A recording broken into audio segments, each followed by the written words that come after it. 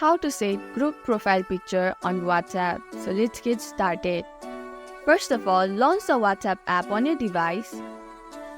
Here, scroll down and tap to the group from which you want to set or change the profile picture. At the top of the screen, tap the group name to open group info. Tap the camera icon next to the group photo area.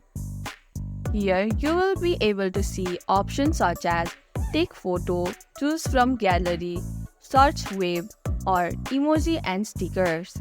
Tap the one you prefer. You can also adjust the image and tap done or save. Note, only group admins can set or change the group profile picture. And that's it.